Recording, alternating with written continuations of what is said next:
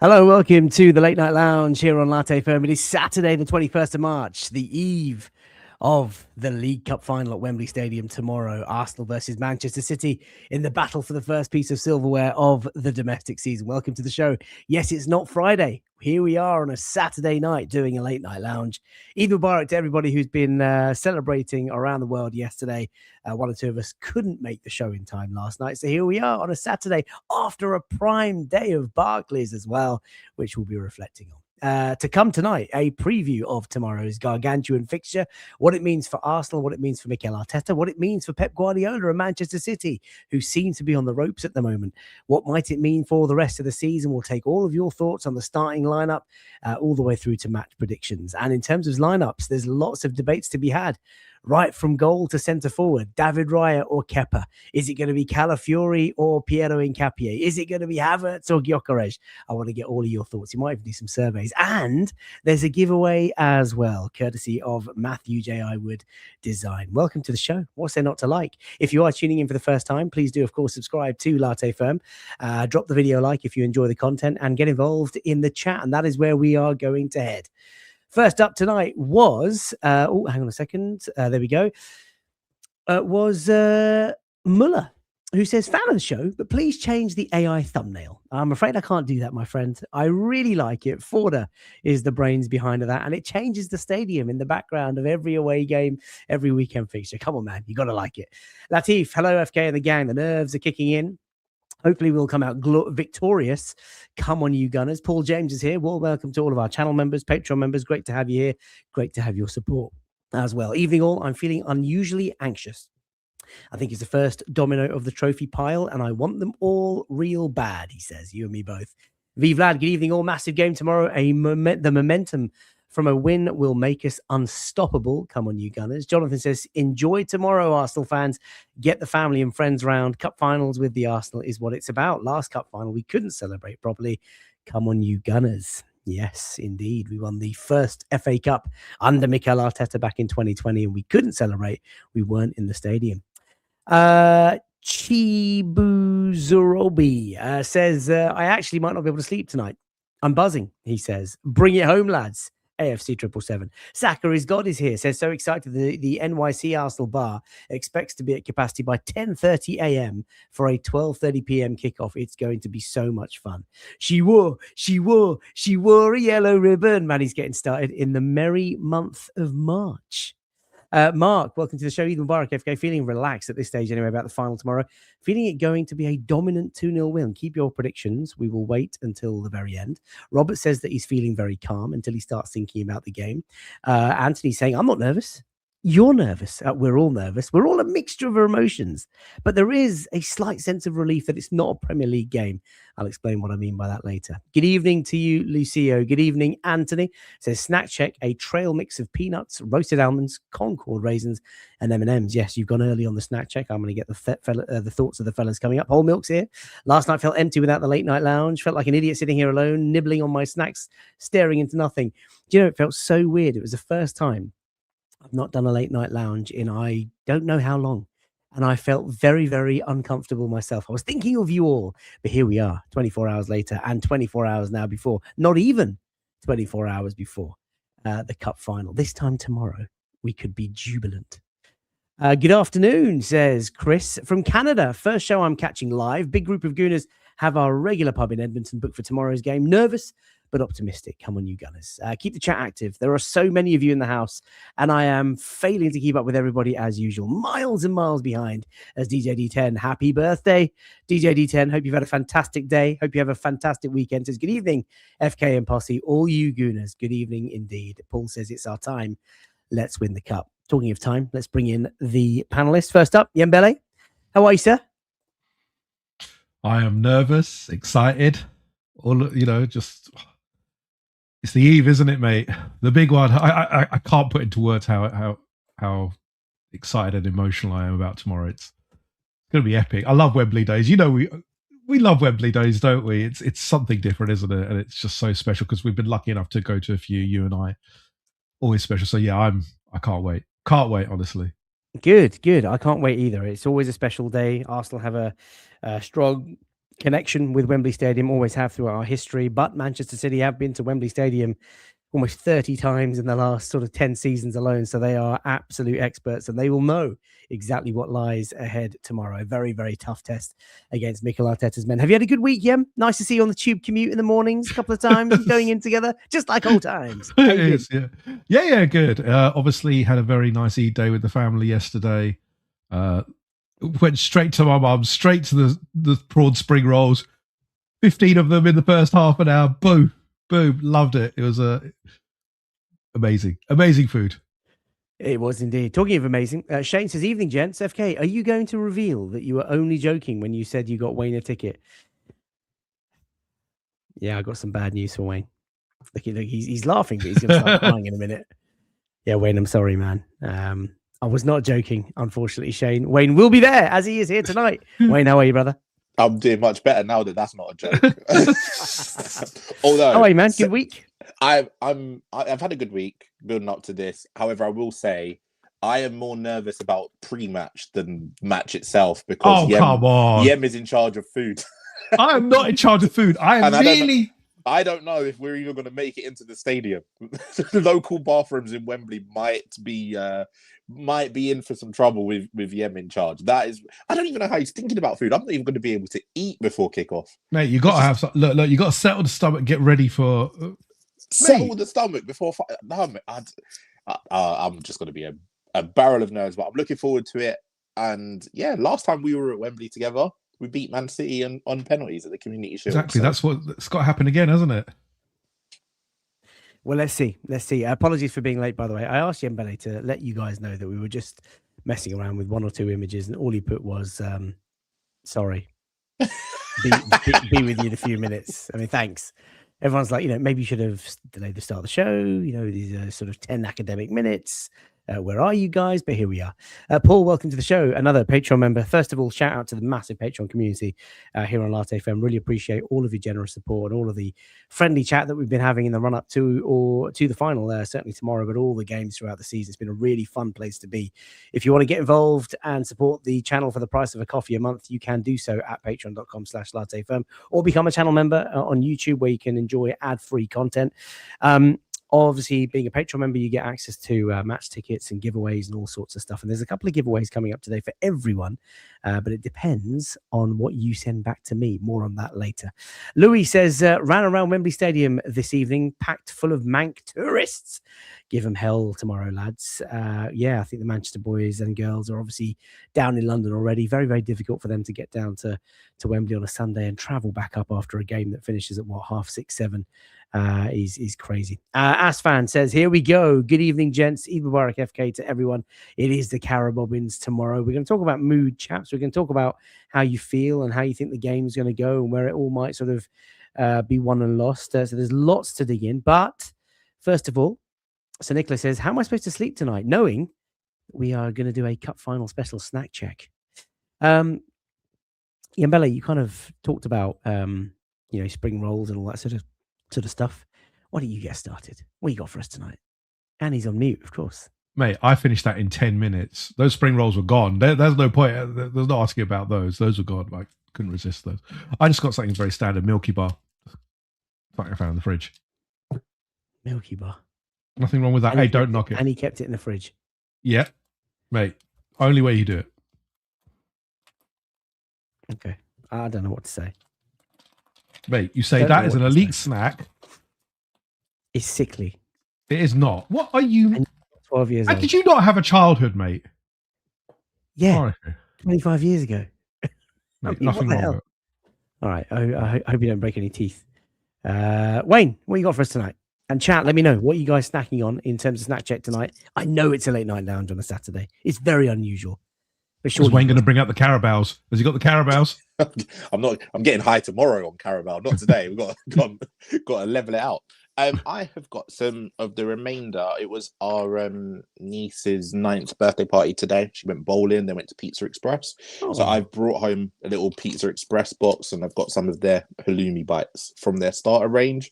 So I've brought that back. They're still quite warm because the Pizza Express is just down the road. So that's the rest of those are my snack tonight. Oh, very interesting. As Foxy Loxy, who is Karen, says, I love Milky Bar buttons. Yeah, Pizza Express. That's where I'm going tomorrow. Tomorrow morning, Pizza Express in Newmarket, which is outside of London, near Cambridge. That's where I'm going for my 5-year-old nephew's birthday party at 10:30 in the morning. Probably giving away way too much information, but it's going to finish at around 12:30. If anyone wants a ticket to the Carabao Cup, yeah, and then I need to peg it back to London, drop my son off somewhere, and then join you rascals along Wembley Way. That is going to be really, really exciting. Loxy says she's having Milky Bar buttons. What else is in the chat tonight? Tacky's over here, says Dr. Hank Venture. Scott says he's got Cinnamon Toast Crunch cereal. Do you know what cereal is so go-to at any time of the day? Do you remember Golden Graham, Jembele? Or a packet, or a bowl of Crunchy Nut cornflakes, or even I've got Crunchy Nut cornflakes downstairs, just as a little snack. Straight after this game, just catch the end of match of the day and just chow down on some Crunchy Nut. I might actually do. You know so what? Yeah, I like that idea. Anajit says he's having chicken shawarma with fries.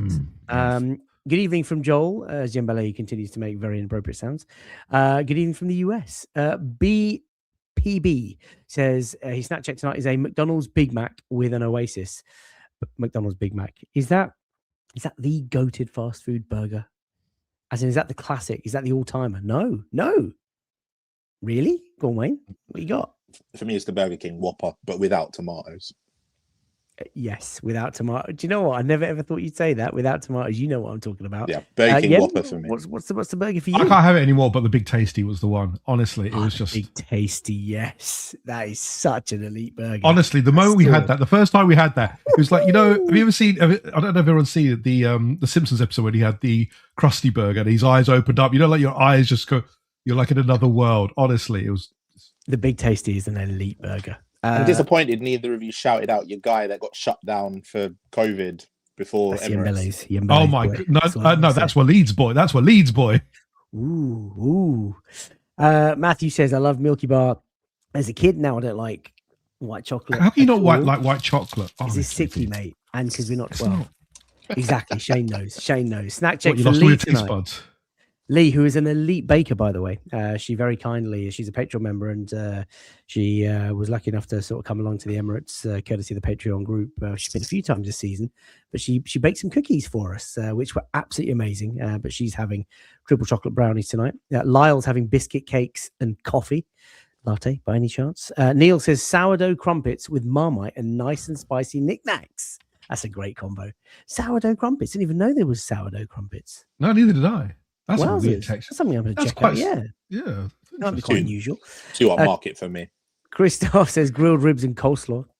A latte for the late night lounge, says Joshua. He got the memo. Randy says, what's your favorite chocolate wafer? Mine has to be a timeout. Having two tonight with a nice cold glass of milk. Timeout's not bad, but you know what the best ones are? And I forget the brand name, but it's I sell it into. Hang on one second. Do you know what? Waleed bought. I'm hoping it's the one that I'm thinking of. The red and gold packet, the caramel. Loca. No. Mine is. I'm talking Loca. The caramel one. Double chocolate. Oh, do you know what? God. So Waleed bought when we went to Manchester last year. It was not Manchester. It was a away trip that you and I went on. He brought along these wafers he bought them from the Polish shop. Unbelievable, Waleed. If you're in the chat somewhere, you tell me the brand because it's unbelievable.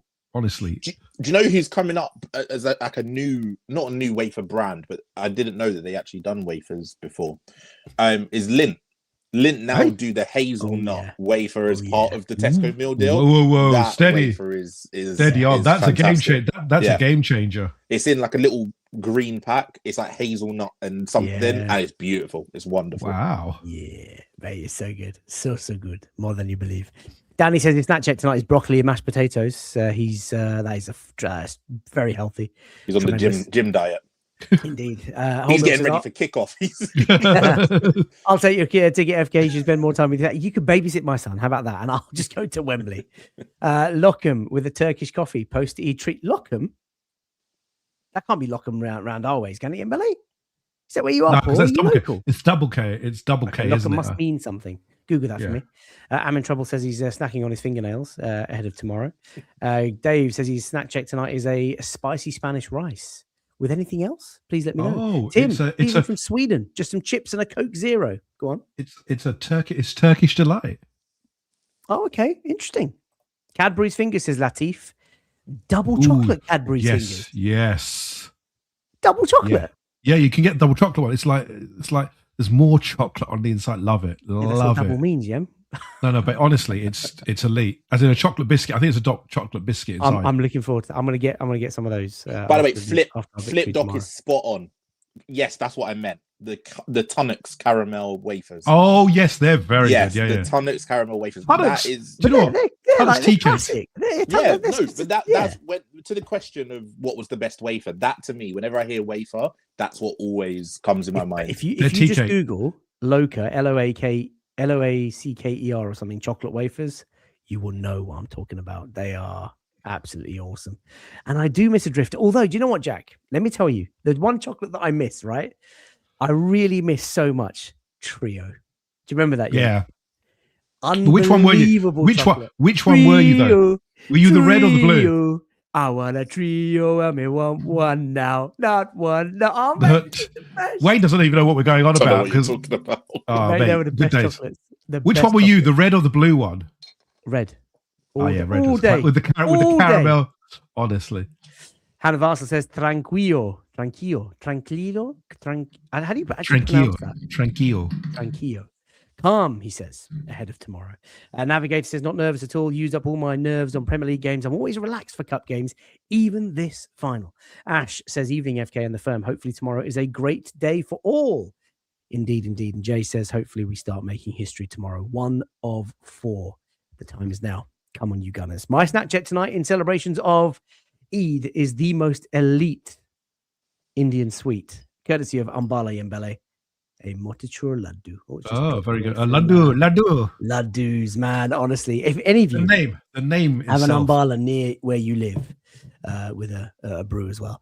If any of you have an ambala near where you live, either go and get some of the pakora or the shingaras as a savory snack, or get yourself a laddu with a cup of tea. And honestly, it's like. Let me show you with my fingers actually, because you need to see it. It's like little sort of tiny little balls of sugary sweetness delight, all sort of cobbled up into a big giant ball. And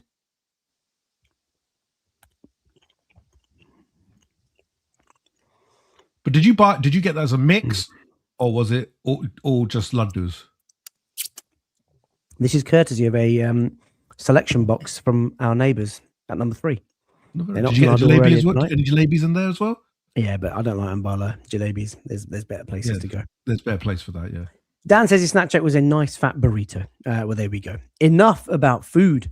If you want to keep telling us what you're snacking on tonight, please do feel free to be our guests. Let us know what mood you are in. Man, that looks delicious, says FK. Oh, the laddu slap. You know what I'm talking about, Ash. JC, that's what I'm talking about. Ambala, you know it. It's so good. It's so good. And the red one with the trios, Anajit, he knows, man. I know my snacks, man. Shout out to Ambala. Ambala, if you're looking for a sponsor in the YouTube space, you know what I'm saying, yeah? Listen, chaps, what a weekend we've got. And let's just enlighten people's way of absorbing content, because there are ways of getting more Latte Firm content. Head over to TikTok. Just shy of 500 followers now, which is amazing. Get over there. Latte.firm at TikTok or whatever it is. Lots of content, match days, post-match reaction type stuff, just random general musings, me sort of on the sofa in bed by the windows, whatever it is that floats your boat. Get over there and check it out. Latte Firm on TikTok.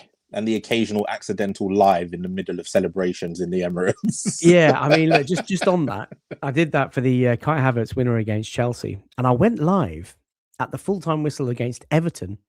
And for some reason, after I realised I'd gone live, Everton were then awarded a corner, and I saw Jordan Pickford go up, and I wet myself. So I just put my phone in my pocket, and basically I've come home and I've just you could just hear the rustle of my pocket as we score and go nuts when Max Damon went through.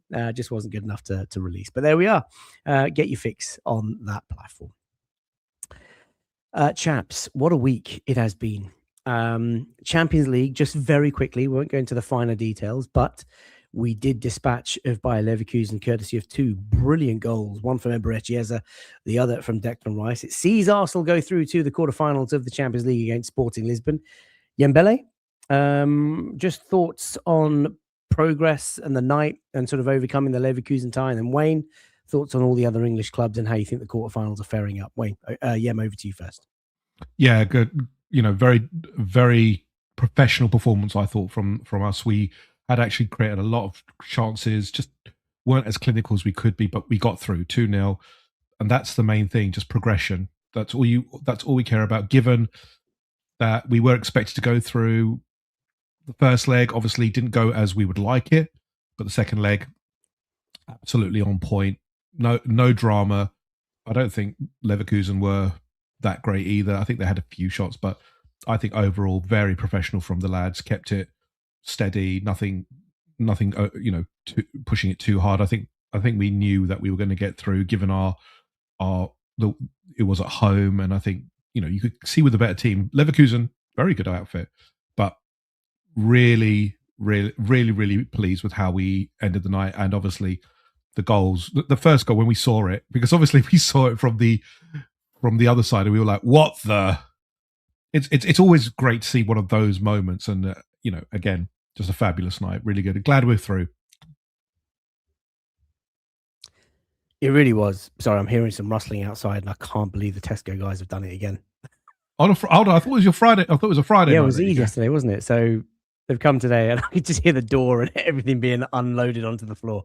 Wayne, Champions League, mixed fortune for the English clubs. Manchester City, Chelsea dumped out. Liverpool go storming through after a second leg remontada against Galatasaray. Arsenal, of course, going through as well. What did you make of it all? And Newcastle getting pumped as well.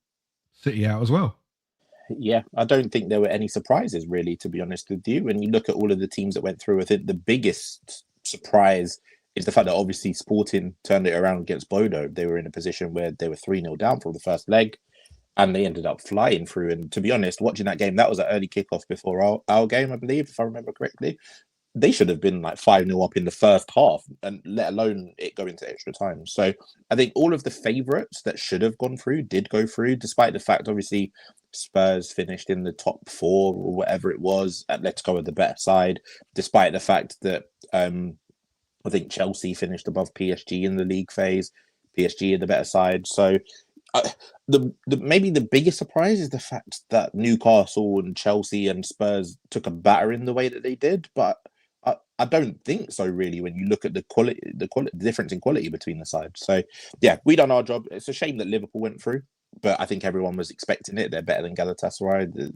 Galatasaray were a bit of a mess against Juventus. So, yeah, not at all surprised Liverpool made it through. And on to the next round, we've got a favourable tie once again.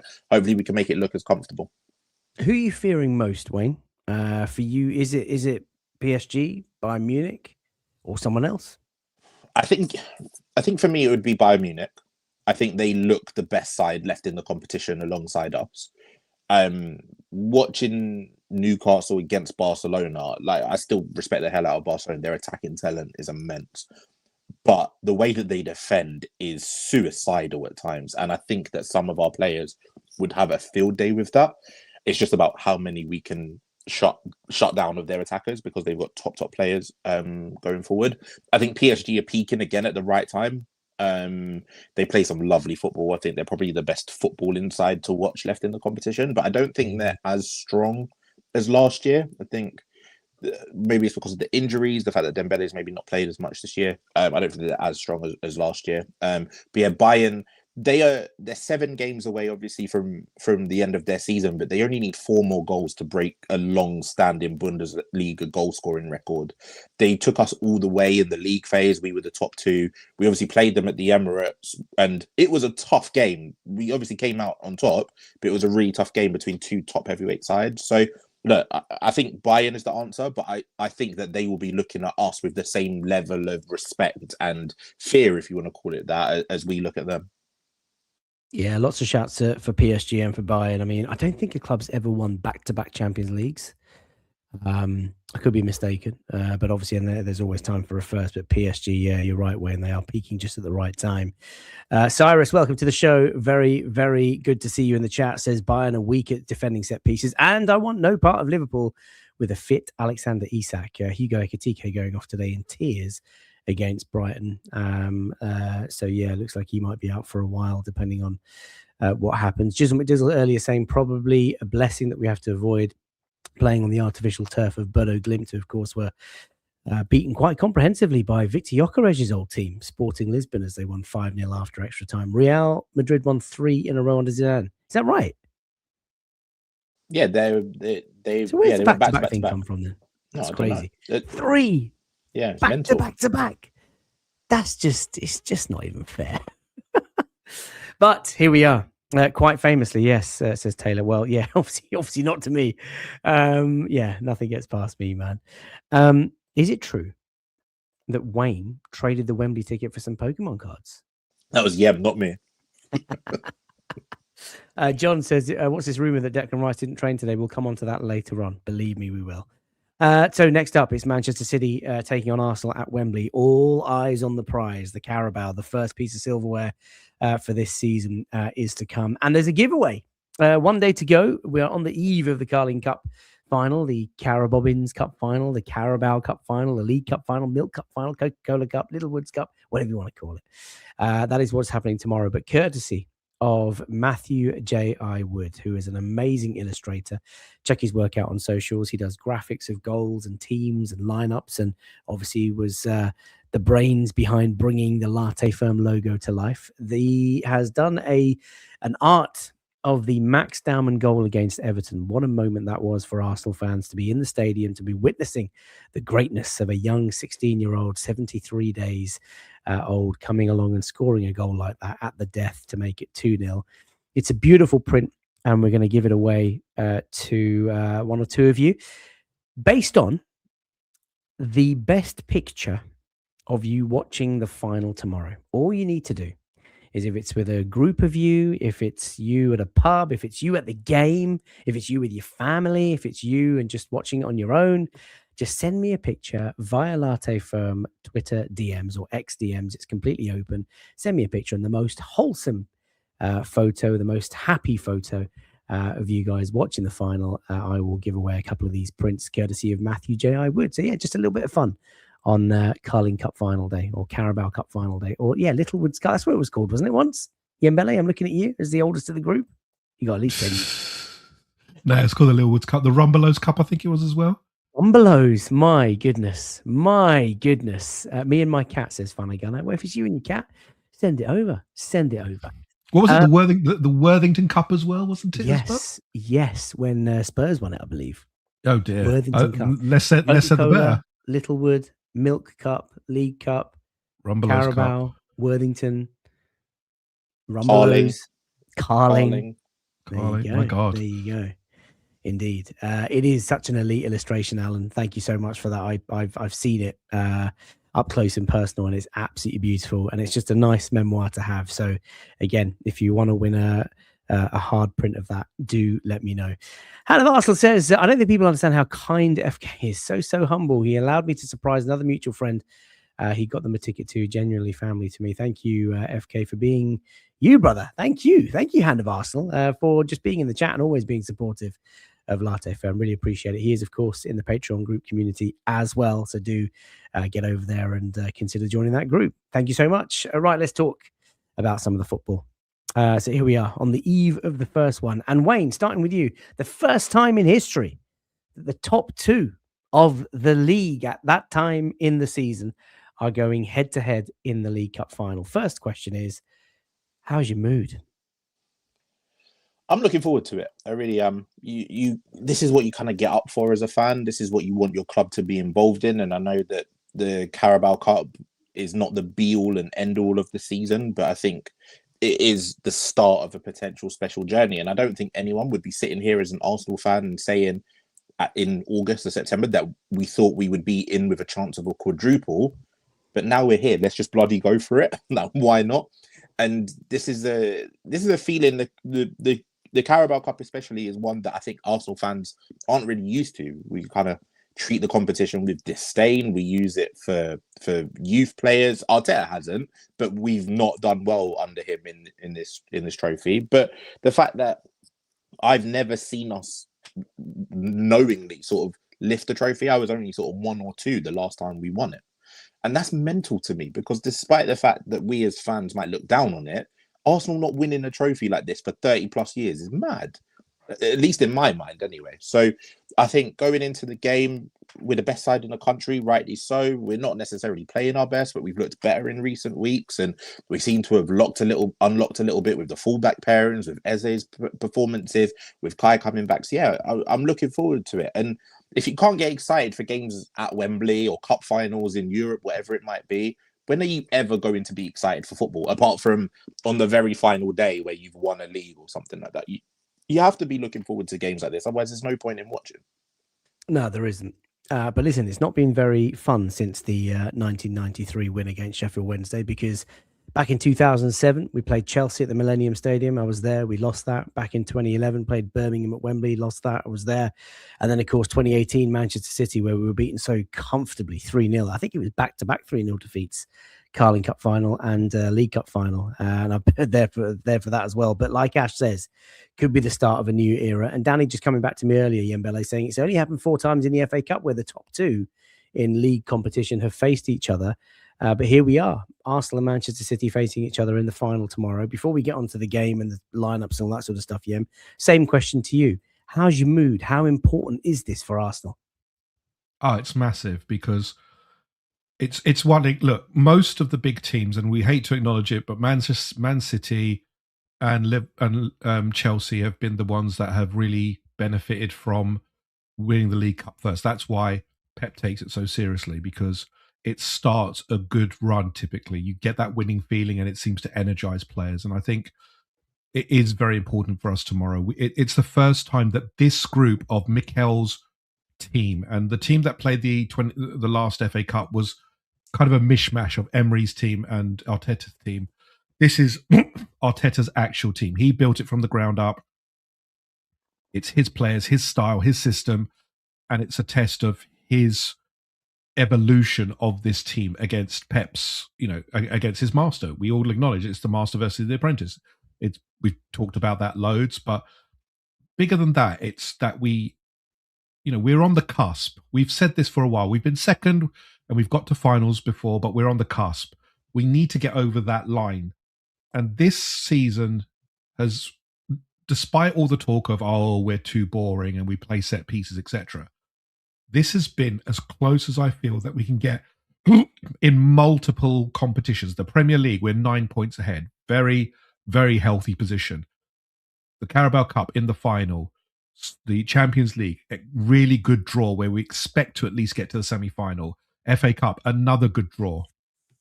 It just feels like this is the season where something special can happen, because it's all going for us. Our luck usually is terrible. We usually get the bigger teams, and it's usually really, really tough for us. This year just feels like the dominoes are falling for us a little bit kinder. And I just feel it I just sense something, and I'm hoping that tomorrow is the start of it. If we can get that first trophy, I think that's it. That's the spark that gets this team to multiple trophies, whether it's this season or the next season. I'm not having that. Oh, please. I'm not having that, because I said this to you both in the summer. And yes, look, I've always respected the Carabao. I've respected the Carabao since day one. I love you so much for getting me a ticket, but I'm not having this from the two of you, because hey, I didn't say anything. I haven't even said my piece yet. I personally don't think the winner of this has any. If we win tomorrow, it doesn't mean we win the league title for me. But I'll come back to that point. But Wayne, finish him. Go for it. I'm not having this from him, because when we were having this conversation back in August, you were like, "No, the Carabao means nothing. It doesn't mean anything. Treat it like the disdain. Play the under sixes." And now I'm the Jamie Carragher of this group. I'm like Jamie Carragher. I'll change on a dime. Now that we are on the verge of, we can start a journey to history here. And I know that we're not thinking about winning a quadruple just yet, although a slide later on might get you thinking about that. It's a possibility. It's a realistic possibility, and it starts tomorrow against Man City. It does indeed. Vlad says, "Here we go. I was waiting for this." Big up Wayne, says Flipdoc. Neither of you actually answered the question that I really wanted to get on this slide, which is just your feelings. I mean, there's been a lot of talk in the chat around Obviously a mixture of emotions. There are some people that are just nervous, some people that just want this side to get a trophy over the line, others feeling relaxed because it's not a Premier League fixture, others feeling even more nervous because it's City and it's Pep Guardiola's favourite trophy. They're going for the for the League Cup for the 9th time in their club history, the 5th time under Pep. He's won all 4 of his League Cup finals at Wembley. Yem, I want to start with you first because you're normally a bit of an emotional mess. Are you nervous on a scale of 1 to 10, where 1 is nervous, biting your nails, to 10, contemplating just locking yourself up in a dark room for a month? How are you feeling ahead of tomorrow? Are you going to sleep tonight? Are you excited? You buzzing? You terrified? You want to just just want to cuddle? Like, what's your mindset? I think it's a mixture of all of it. I am genuinely excited. It's a final. We haven't been there for ages, so I'm really looking forward to it. I am nervous at the fact who it is. Pep Guardiola. He's been there, done it, every final. But I'm excited about this team. I think we've got what I saw as well from the game at the Emirates was the first time that Pep Guardiola's team actually backed off for a team, and that sends a message to me, at least, that Pep respects respects the Arsenal team. I think we've got a very good chance tomorrow. I think again, City, big respect to them. They are a formidable attacking team. But I think at the back as well, they have got certain issues. And with players being out tomorrow, Gahey can't play, etc. I think it's a really good chance. I'm excited. I'm legitimately excited. I think it's just such a big opportunity. Again, the dominoes have fallen. I think we always knew we were going to get one of the big teams in the final. It was inevitable given how strong they were. And City are strong. They were, until recently, in 4 cups as well. 4 competitions, sorry. So you have to respect them, but I think we're in a really good place as a team. I think we're hardened. We haven't got that soft underbelly that we've had in the past. You talked about Man City beating us 3-0. I can't see that tomorrow because I can't see us conceding 3. I think we can concede, but it'll be through our own mistakes. It won't be through good play. I just can't. We're very hard to beat. I think it's more about how we go and attack City with that slightly weakened defense. And so really excited, I'm looking forward to seeing you guys as well. I just love whenever we've been together at Wembley, whether it's a win or loss, it's just been really, really fun and really special. So I'm really looking forward to it. Wayne, lots of people sharing Yembele's sentiment about us being hardened and better and stronger. And, there is good reason to be confident ahead of tomorrow. Flipdoc saying we are the better team with a better squad, better momentum. Vamos. What's your mood like, Wayne, specifically tonight? I'm really anxious about it, but more for personal reasons. I think I've never been to a final before. I wouldn't call the Community Shield a final. Obviously, it is obviously a trophy that we want to take not as seriously as the ones during the season, but I've been to an FA Cup semi-final, and I remember that being the worst experience of my life because we went to penalties against Wigan, to the point where I could barely watch the first couple of penalties. I couldn't watch them because I just felt sick. The fact that this will be my first final as a season ticket holder, as an Arsenal fan, just in general, it means a lot. And I'm really anxious about the fact, not only what this individual final means. You mentioned the stat about Pep and winning those finals in the Carabao Cup, just how seriously they take this trophy, just how seriously he takes this trophy. It will mean so much for us to break sort of that domination and that hold that he's had on it, but just what it means for us this season and long term. I'm anxious about the fact that if and when we do win this trophy, we do go on to win more and more and more. And I'm anxious just to see how the players perform. They've never been on this stage. The biggest stage so far that this group have reached is Champions League semi-final. And at home against PSG, we kind of not bottled it a bit, but we didn't show ourselves, particularly in that first half. How are they going to play when the brightest of lights are on? And how are we going to react to that? So yeah, I've got a lot of anxiety about it, but I trust them. And that's kind of something that they've earned this year, playing the way that they have. I think the biggest concern for me as a fan, though, is obviously we've got an international break after this. So we could either be basking in glory for 2 whole weeks, looking at pictures, enjoying the content, watching the highlights for 2 weeks, or on the flip side, we could have 2 weeks of just I don't Well, even want to think eating about it. ice cream and watching Titanic for the next 2 weeks is the mood, as Funny Gunner says. Dizzy Rascal sums it up quite nicely. I'm sure it means a lot for some as well. I'm terrified that I'm so confident. Ray Beam says we just need to stay humble, and we're going to get to team news in a second. Lots of questions around Raya and Kepa and Havertz and Gyökeres and all that sort of stuff, but we will get there as soon as we can. Melissa, welcome to the show, says 70% confident, 30% nervous, but let's see how I feel tomorrow. And I think the emotions will probably take a step in one direction over another, depending on what lineup we get to. And of course, we'll come on to that in just a second. Arsenal, Manchester City, there you have it. Top two of the Premier League this season. 31 games played on the board for Arsenal. Goal difference of 39 with 70 points on the board. Manchester City, our closest rivals, 30 points for them. 32 goal difference. So 7 worse off than us and 9 points behind with 8 games to play for them. Let's go back to what it means for Arsenal and Arteta in particular. Wayne, I want to let you go first on this. We are, of course, top of the league. We're into the quarterfinals of the Champions League. We're now facing Manchester City in the final tomorrow. And we've got the FA Cup quarterfinals against Southampton in just a couple of weeks' time. But we've been here before. We've been in really good positions before, not just under Mikel Arteta, but under lots of other managers. And here we are on the eve of another cup final. How big is a victory tomorrow for Mikel? And what does it mean for Arteta's, I guess, process and also the rest of the season to come? I think what it means for him is a bit of vindication, a bit of justified belief from the fan base, from the board, that over his time you can point at a number of individual moments or bad runs of form where we potentially could have sacked him, and you could have thought, well, do you know what? He deserved it at that particular time. Even fans now, despite the fact that you've got quarterfinal first, you've got fans who would be saying after the cup final, if we lose, sack him. And I don't think that would be right at all. But if he wins it, it's just that justification that, yeah, our process is on the right track. We're going the right way. And I don't think that winning it will be the be all and end all of our season. It will just be the start. It will be the petrol in the car for us to turn the keys and go.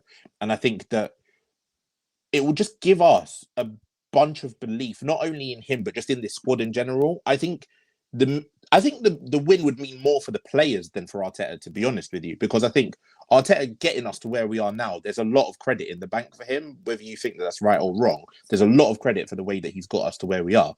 But the players now need to step up in a big moment, because there's only so far Arteta can take you. Do you have the mentality? Do you have the belief that you can go and beat Man City on the biggest stage in a final? So, yeah, to do the Carabao Cup, it's just all about, for him, belief and a bit of justification and vindication that he was the right man for the job. And then in terms of your next question, what does it mean for the next few steps or next few sort of competitions in the season? I think we've seen Arsenal teams in the past capitulate a little bit when we've had a bad result in a final like this. I think back to the year we lost to Birmingham. We then drew in the league when we were kind of favourites to go on a bit of a run. I think it was against Wigan or Bolton, potentially. That's lost. Exactly what Lyle was saying. Do you remember what happened? Yeah. The momentum shift is huge. Yeah, we lost to Birmingham. We drew in the league. We lost to Man United. I think it was in the 5th round of the Cup. And we got knocked out by Barcelona in the Champions League. So you can...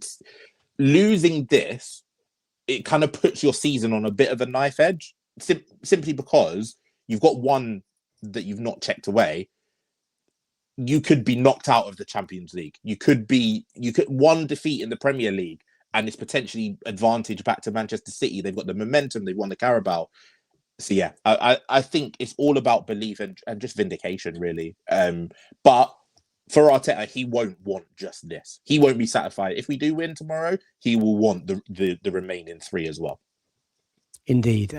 Jack says having one of them before going to the Etihad would be amazing. Jonathan says tomorrow would relieve so much pressure on the boys. And Jizzle McDizzle, I mean, this is the state of the Arsenal fan base. Look at this. Jizzle McDizzle on the one hand. We cannot underestimate this game tomorrow. It is a chance to win silverware. I'm in trouble. We're winning it all.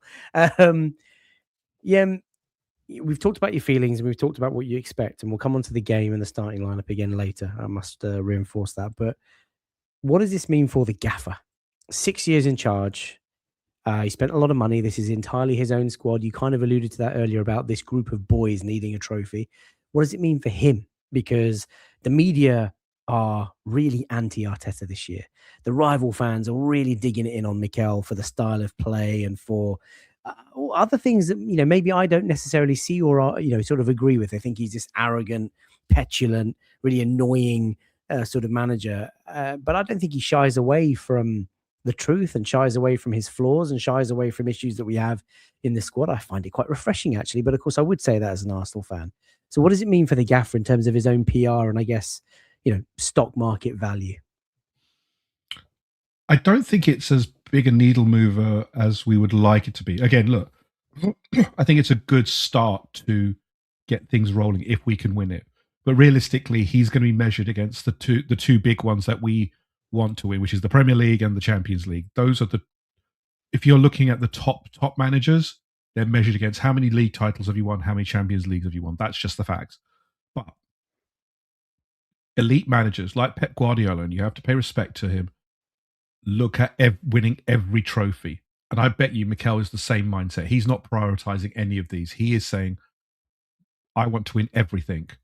Tomorrow, we go out, we take it seriously, leave everything out there, and you go and win. And that's what you have to have. As an elite manager, you want to win everything. You don't settle for, well, this is just the fourth priority. No, it is another game that you can win, and it's about winning, keeping the momentum going, and bringing home silverware. He said it all. He said it in most of his games. He's just winning. We want to win. We want to create that mentality. We want to make sure that everyone understands this club's mentality, which is to win things.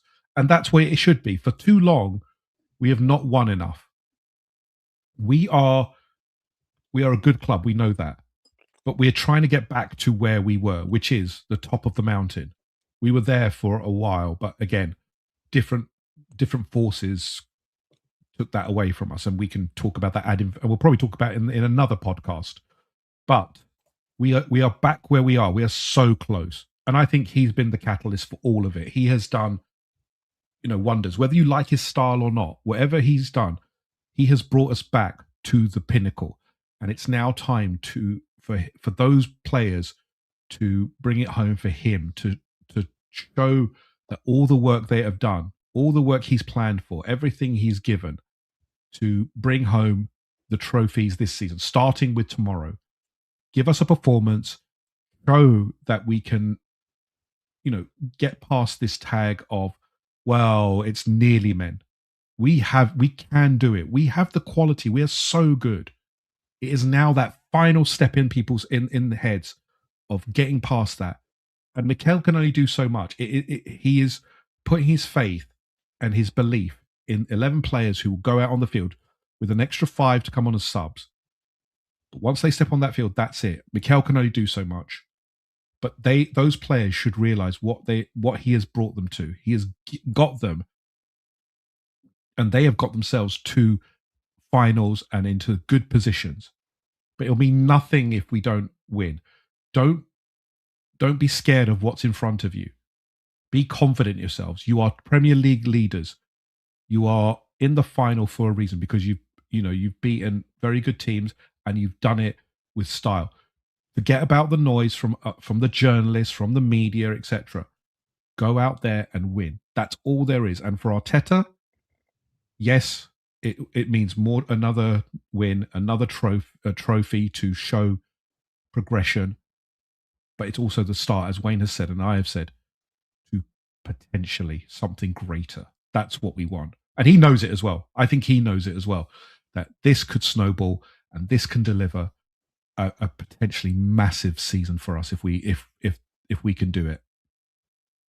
Yeah, mate, that's a great shout. There's a few chats that I've just sort of put up on screen as you were talking. I think, Mikel Arteta has set the standard since the very day he got here at Arsenal. Obviously won that FA Cup at Wembley. The fans weren't able to sort of celebrate that moment with him, bearing in mind, as Flipdoc said, his first ever sort of job in football management, and he's learning on the ropes, and everything he's done in terms of resetting the mentality, the mindset, the culture, the approach to playing football of this football club over the last sort of 6-7 years, the removal of all the toxicity and the big time Charlies and the massive wages off the wage books, and resetting the culture, I think has been very, very important. And of course, he's done it with a certain sort of dignity and a diligence and a grace that we all have grown to love. And I get it. Some Arsenal fans aren't happy. Some Arsenal fans would like to see something different. But if he delivers a trophy tomorrow and he delivers, 2 or 3 more in the rest of this season, I mean, the guy could go down as an all-timer. Talking of all-timers, let's also focus on what it could mean for Pep. Look, there's not much to say about this guy's absolute ability and career so far. He was a fine player, and obviously he is the GOAT when it comes to management. He's won this trophy 4 times himself. In fact, Manchester City have gotten to Wembley 22 times in 10 years. And Guardiola described it as an honor and a challenge for him, for the team. When he reaches the final, no matter what competition, it's always tough. And he says Arsenal are an exceptional team and how he wants it to be a big challenge for them to see their level. They see how good we are in Europe, how good we are in the Premier League, and it's a massive opportunity because he's also trying to relay to the team that, look, it's a chance that they may not get again. In terms of this season, Wayne, things aren't going well for City, which is fantastic for us.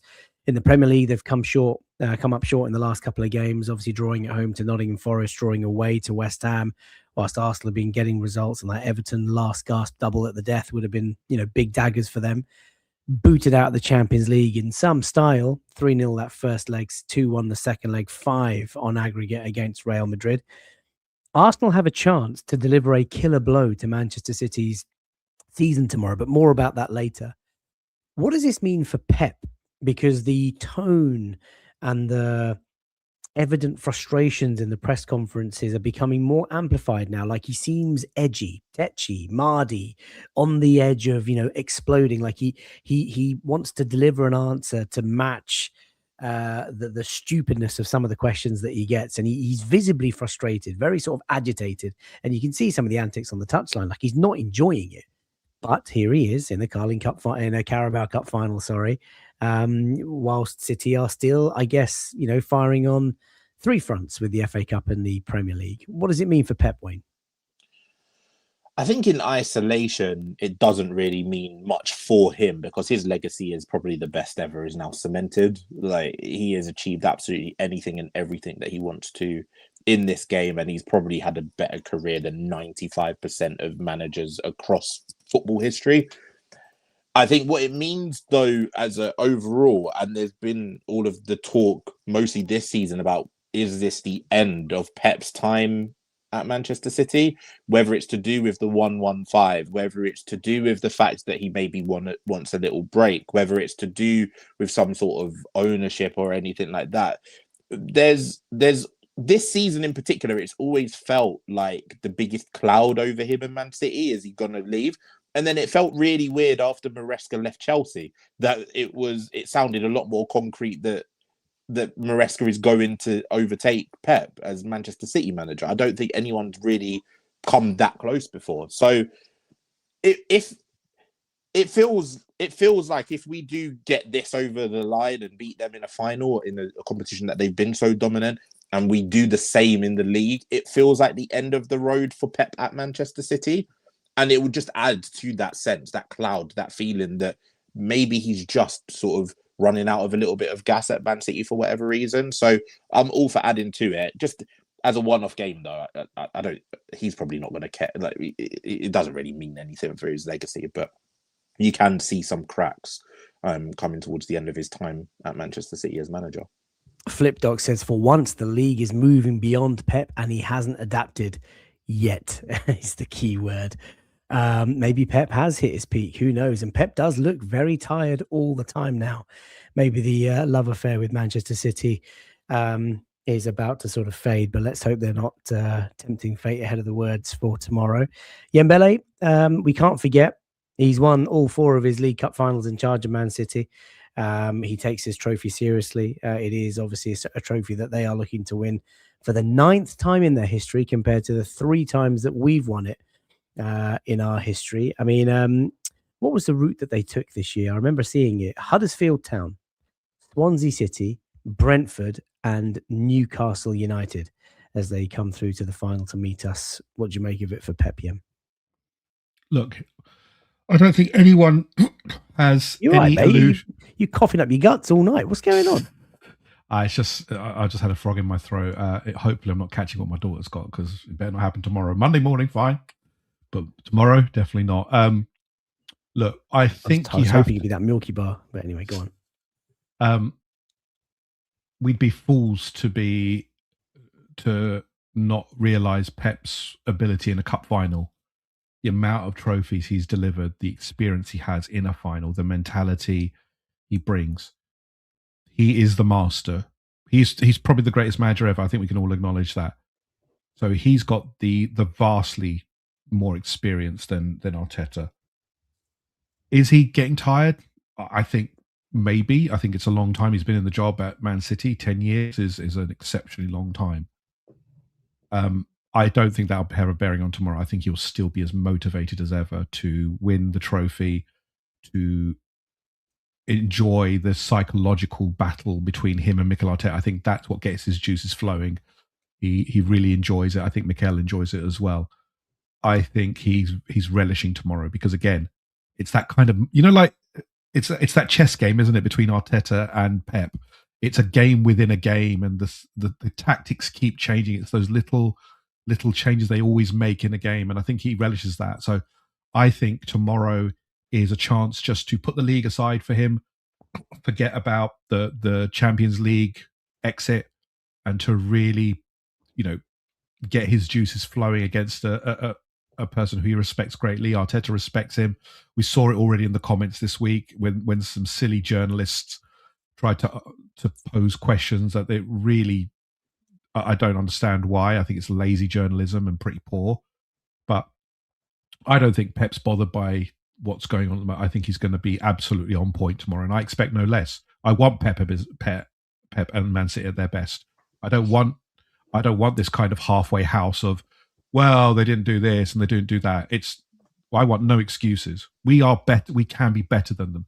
And tomorrow, I want them at full strength so that we can say, look, we won this. And I like I said, I've got confidence, but I don't want any excuses about, oh, well, Pep's not feeling it. He's looking tired, etc. I don't buy that excuse for tomorrow. I think he's going to be up for it. And I think we are as well. So I'm really looking forward to it. I think Pep will be in fine form tomorrow. I know that we're obviously... Sorry, I was just going to say, I know that we're obviously talking about our quadruple. They can still win a domestic treble, which would end their season in an incredible way. So yeah, they'll definitely be up for it. Yeah, indeed. And maybe the motivation will be actually peak for Pep, like Manny says. So many people are questioning him. So many people are talking about his future. Like now we get into the business end of the season, and there are very few managers better at doing what he does at this stage of the season. Let's take a look at the recent form guide of the two clubs before we start looking at starting lineups and predictions for tomorrow, where we think the games might be won or lost. In fact, actually, just before we do the form guide, some highlights from Pep Guardiola's press conference that he did before the cup final. He talked about James Trafford starting in goal, or certainly saying that he's going to play in goal in the final. We'll come on to that shortly. He described tomorrow as a big moment for the team, and that any game at Wembley is an honour and a big challenge, and especially so because he's coming up against Arsenal, managed by a friend of his, Mikel, who, of course, he doesn't have time to have dinner with and go to London with, and nor does Mikel have time to go up the other way. But he talked about Arsenal, saying that we control so many aspects of the game. We see a solidarity between the Arsenal squad and Arsenal team. They control, they defend deep, they have good build-up, they play long balls, they win second balls, so many good things. They are an exceptional team. There was a lot of praise for Arsenal.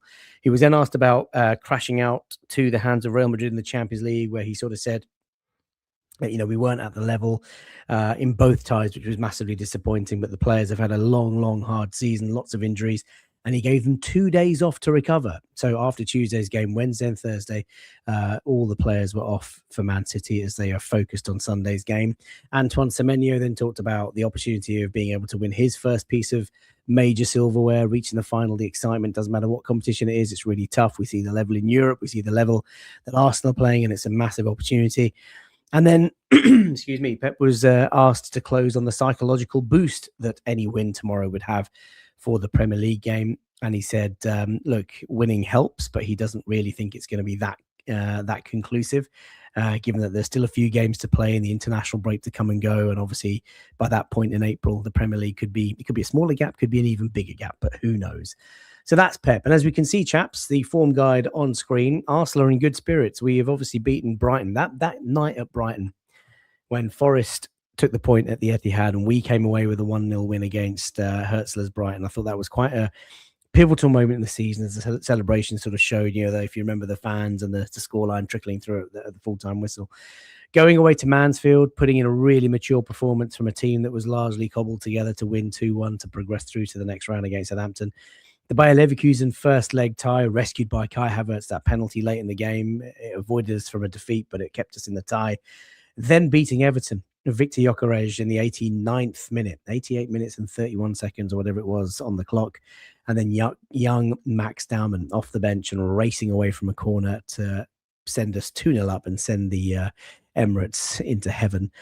And then Bayer Leverkusen, the return fixtures we just talked about at the very start of the show, Eberechi Chiesa's absolute galazzo, and Declan Rice doing what he does best, mopping up and then slotting home 2-0 win. And into the quarters we go, whereas City, like we just said, Forest 2-2 that night. We won away at Brighton. They went to Newcastle, won away in the Cup. And at that point, people thought, oh, Newcastle are back. What a reaction after dropping points to Forest. But of course, went to Real Madrid and got pumped.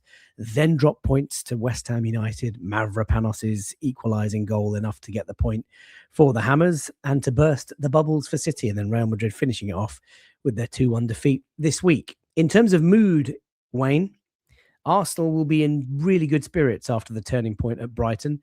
And I think it's not just about morale and spirits. This is a lot about positivity and momentum. Momentum's a really good word, big word in football at this stage of the season. The confidence going through the Arsenal camp must be high ahead of tomorrow. And to the, equally, there will be mixed heads. They've had a couple of days rest this week. The defeat against Real Madrid's probably manifesting on their minds. They're probably going in knowing that tomorrow they play the best team in England, certainly at the moment. It's a really, really interesting kind of split of emotions from both camps, Wayne. It is. And I think that those two victories that you pointed at there, Everton and Brighton, I think they look better a couple of weeks on. I think Brighton have won 4 out of their last 5 games, with the only game that they lost being against us. Everton put in a really good performance against Chelsea today, come away comfortable victors against Chelsea, 3-0 at home. You look at those wins now, at the time, we were like, oh, that was a struggle. That was difficult. We should have been better. But in hindsight, should we? These are 2 really good sides, and we've come away with 6 points from them. And then you look on the other side that Manchester City just seem to be faltering a little bit at a time where you're not used to them faltering. This isn't the Manchester City of old where you would kind of know they'd reel off 5, 6, 7, 10, 15, 19 wins in a row, whatever it might be. They're a different Manchester City now, which have shown a little bit of a softer side to them. And I can guarantee you, if the results were the other way around, they'd be calling us bottlers. No one's going to say that to Manchester City because of what they've won recently. But that form guide would be something that would be labelled with us if it was us. So, yeah, I think that we would be feeling on top of the world right now. We're the only team left. I think it's big, really, that we're the only team left that can win the quadruple. I think that the pressure of if Manchester City had beat Real Madrid, to not only would it be the top 2 sides in the league, it would be the only 2 sides that are capable of history and win the quadruple. That just adds an added layer that I don't think we needed. But the fact that we're the only side left that can do it, you should embrace that challenge, and I think that these players will do. And it probably means more to Manchester City to win this trophy because of the fact that we are so clear at the top of the league. We've got a favourable Champions League tie. I think Manchester City will be looking at this as a way to kind of not save the season, but save the last sort of 3 to 4 weeks or so. Indeed. Absolutely, indeed. By the way, Ash has just reminded us that Chelsea spanked LinkedIn Liam's Everton earlier today. North Bank Guna says, buzzing for tomorrow, hit the pub at lunch, then on to Wembley. You lucky devil, you, North Bank Guna. Have a tremendous day. And if you are near Block 111, do come and say hello. And Vivlad says, what a month it will have been if we win tomorrow. Absolute perfection. Yeah, form does go out the window, like Sam said earlier in the chat. You could have 9 wins on the bounce and you could have lost 9 on the bounce. But when you get to a cup final, it's the occasion, it's the day, the sort of aura around being there. It's Wembley Stadium, it's the 90,000 fans, the national anthem being belted out. I mean, do you put much value on what you see on screen, Yem? No, because as you just said, the form goes out the window. We've seen it before. Crystal Palace last year in the FA Cup final against Man City. Man City should have absolutely walked the park with them. But here we are. Eberechi Eze's goal gave them the win. Form means nothing in a cup final. Mentality is everything. It's going to be about how we handle the occasion. The first final for the majority of these players that they've played in. The day, the expectation, the build-up. A final is not a normal day. You can say, "Oh, it's just another game." You're lying to yourself. These players are lying to themselves. It is a massive occasion. It is a chance to win the first silverware of the year, to put the marker down for your season. Are you the ones to take to dominate the football season, which we look to be on form to? It's now, as I said, that final step to take you into those great places that you could go if we win this. It's about making sure you win your individual battles tomorrow. Saka against the left back. Trossard versus Nunes. Haaland versus Gabriel Saliba. Marmoush versus Gabriel or Saliba again. There are so many little battles in this. Declan Rice versus Rodri. You look at all of these and you think, okay, this is, it's almost like a mini competition, a bunch of mini competitions within itself. And how you go about that is going to be key tomorrow. It's fascinating how we're going to go about it. I'm so excited, honestly. Duels tactical is the word you're yes, thinking about. Duels. All the little duels. battles on the pitch. Yeah. It is about who wants it more. Just a word on Pep recently. I mean, he's been doing this sort of 4-1-3-2 formation recently where Rodri's been sort of playing on his own. I talked about it when they first went to the Bernabeu a couple of weeks ago, and they literally lined up Haaland with Semenyo, Doku, and Savinho ahead of Rodri just on his own, and Bernardo Silva sort of floating around.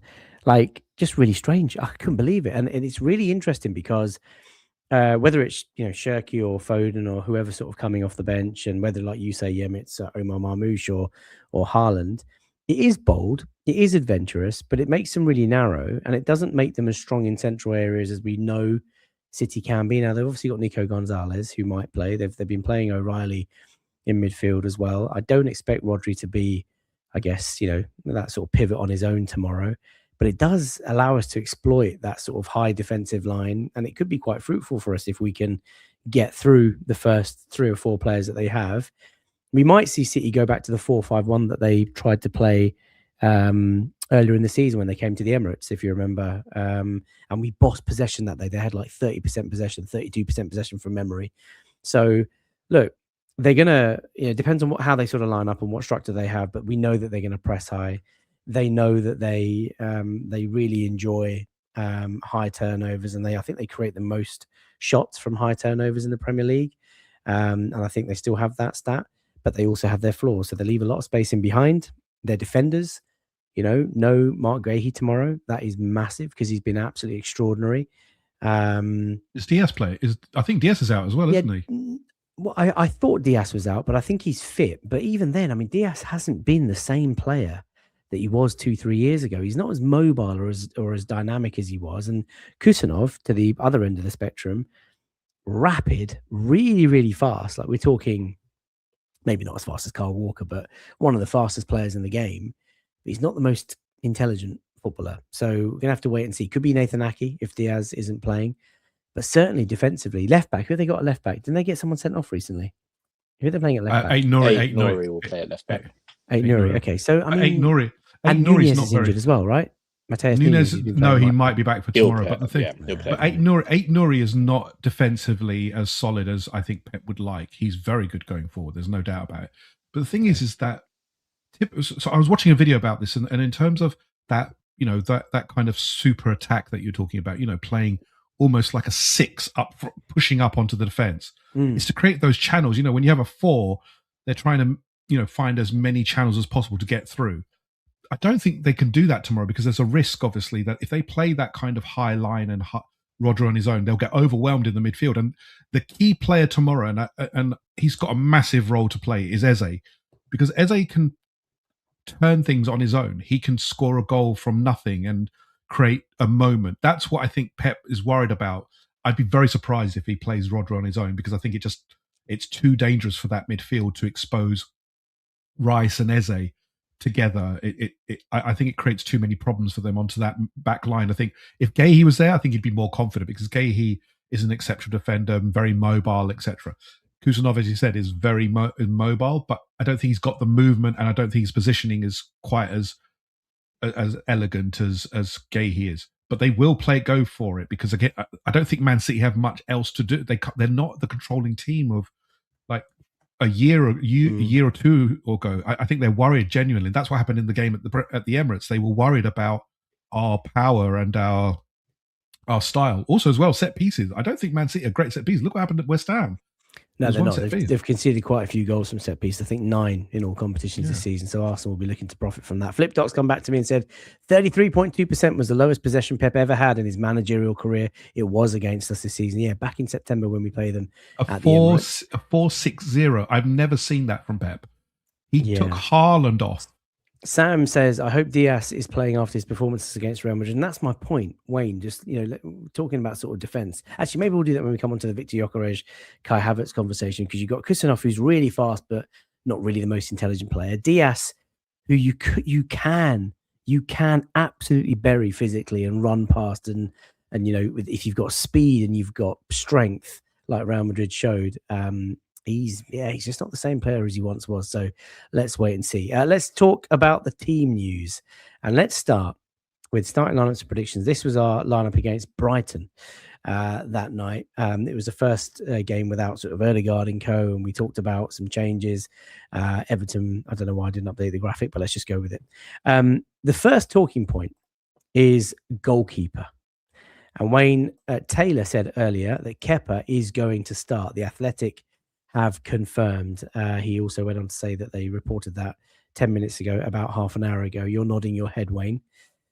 Chat, let me know what you think. We're going to do the lineups sort of zone by zone. In fact, let me do a poll.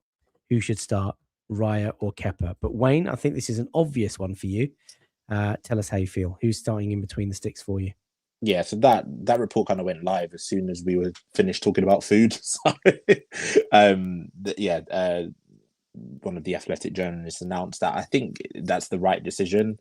Obviously, David Raya is the better goalkeeper, but I think that you are bringing... Then it is not the right decision. It is, because you're bringing unnecessary attention, and you're bringing unnecessary pressure onto Raya for a cup final that, he's performed well, but if we don't win, it will always be because, you should have, even if David Raya could have done nothing, there would always be, it could have been different if Kepa was there. If Kepa, and I think we're probably all in agreement, he's likely to leave in the summer. If he's signed based on being number 2 and you've trusted him this far, you trust him for the final. If it's good enough for Pep, as Sam says there, Trafford starting in goal for City instead of Donnarumma. If it's good enough for Pep, it's good enough for us. And I think you're running a real risk by dropping Kepa for this final, because then you're just saying to Kepa, all right, well, we'll play you against Southampton, but when we get to the semi-final at Wembley again, you're not going to play. And I just think that he's helped get us this far. I don't think he's done anything majorly wrong in either cup competition. He's actually been relatively dependable whenever we've played him. He deserves to start this final, and you just run the risk with it. This would have been something that was promised long ago. You can't now back out of that just because you selfishly want us, obviously, to win the trophy. If Kepa's been good enough to get us there, he's good enough to win with us as well. So I think it's the right decision for me personally. Yeah, I want to get your thoughts on this, because like Wayne says, look, Kepa is likely to leave in the summer. However, a gentleman's agreement that a manager makes with a player, and the optics of maybe future number 2s wanting to join Arsenal, of using them in the 3rd round, 4th round, 5th round, and then getting to the serious or more important parts of a tournament and then just sort of, casting them aside. It's not a good look for Arsenal. Where do you sit, Yem? Me personally, I would play David Raya, but I get where Mikel is coming from, and what Wayne has said is absolutely true.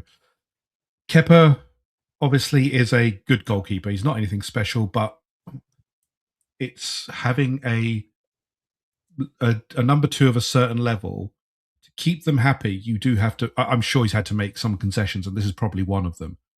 That he said you will be expected to be the cup goalkeeper and to play in all the cup competitions.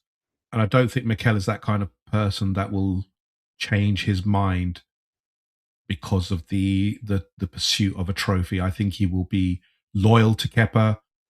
He has played him, and hasn't done anything really that wrong in the games that he's played. So I think he will play.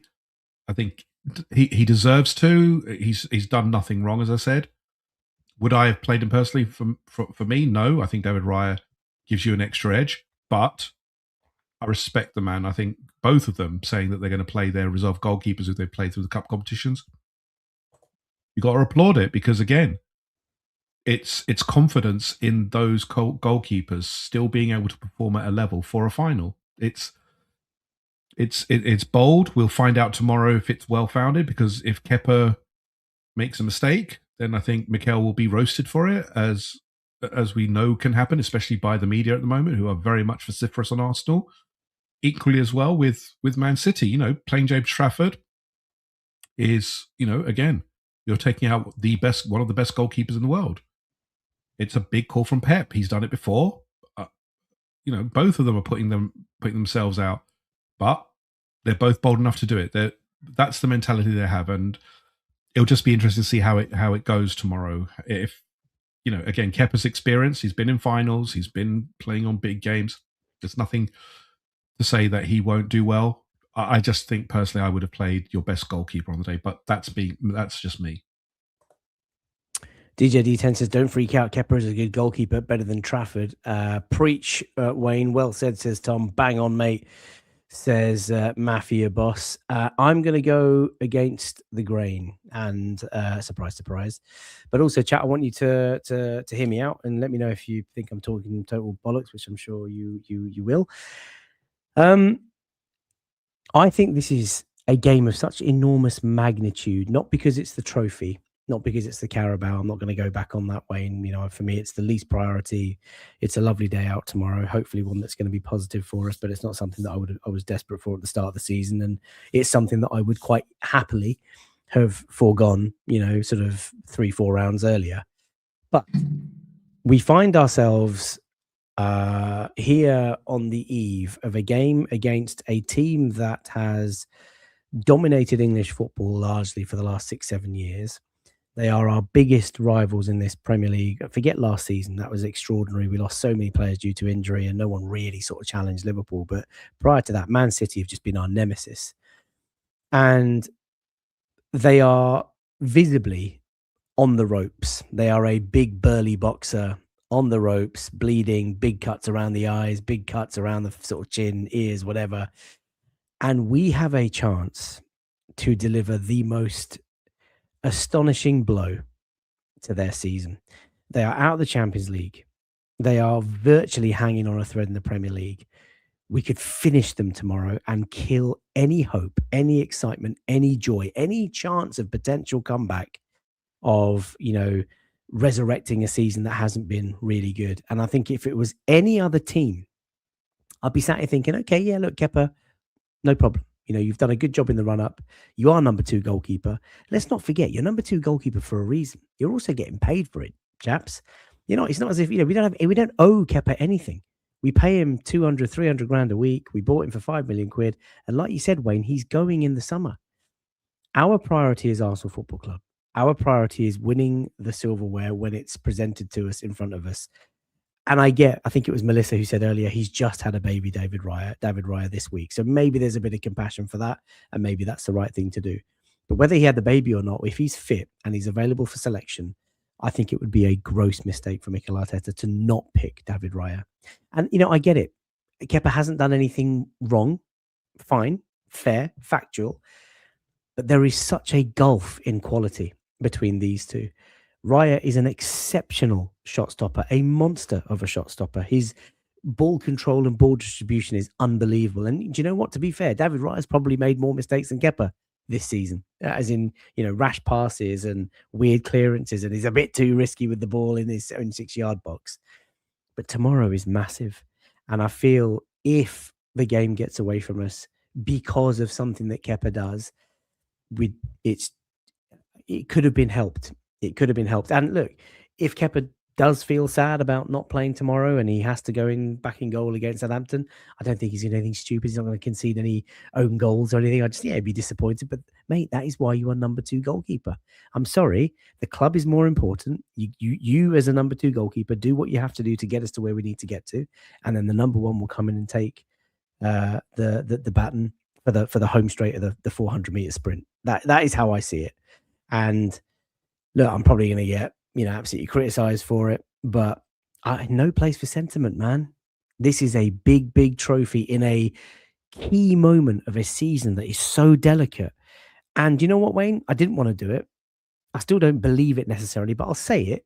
There is a plausible chance of, if we were to win tomorrow, the confidence that it injects through the veins and through the camp and through the squad and through the manager as well, at a time like this of such a difficult season, it might be the catalyst that gives Arsenal the boost to say, do you know what?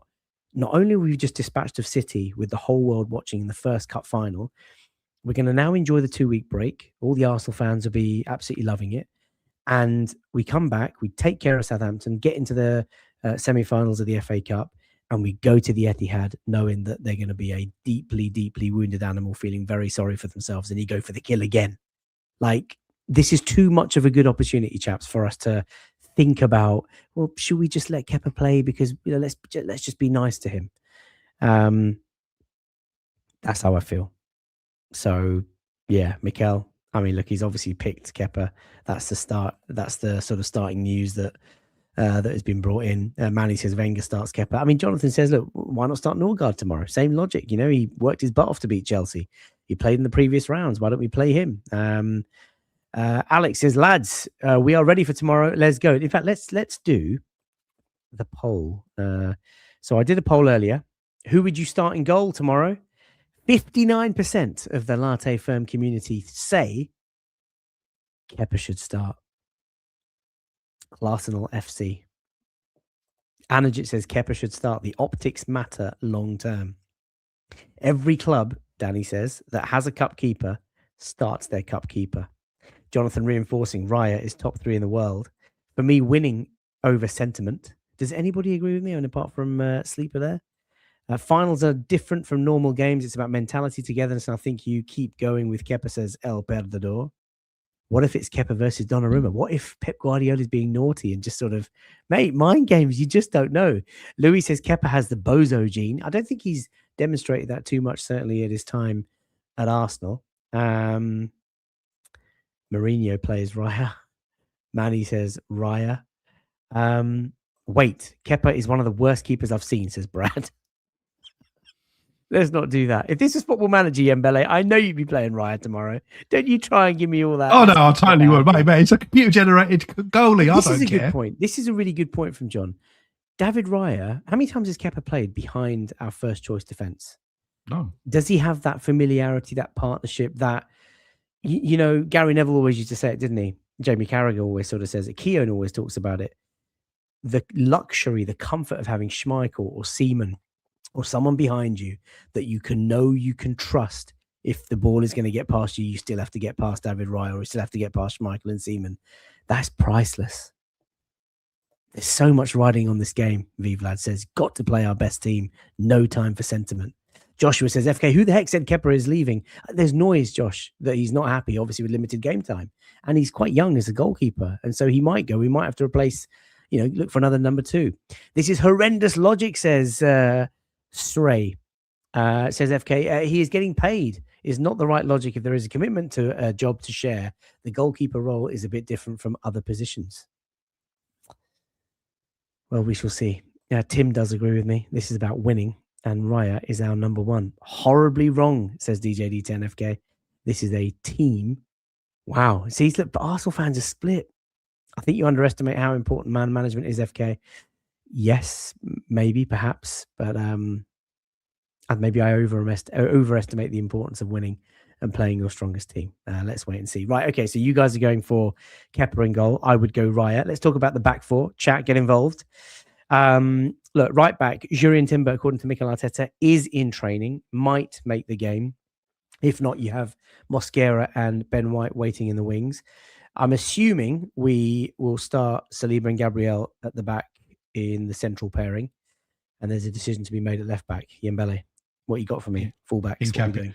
Hincapié all day long. Been immense. What a warrior. He is. So is that Hincapié left back and you'd go Timber right back? If Timber's fit, it would be Timber at the right back. Look, I think Ben White attacking wise is much better. But you've got Doku, potentially Omar Marmoush. That left-hand side, left wing / our right back area is going to be absolutely overloaded. You don't play Ben White. His legs have gone really in terms of tracking back. I love Benny White, but he's not what he was. And that's probably our own fault because we've played him into the ground. You play Timber because he's the best one-on-one defender in the game. And we need that tomorrow, whether it's Doku, Marmoush, Semenyo. You play the best one-on-one right back. Okay. Wayne, what are you doing? Fullbacks.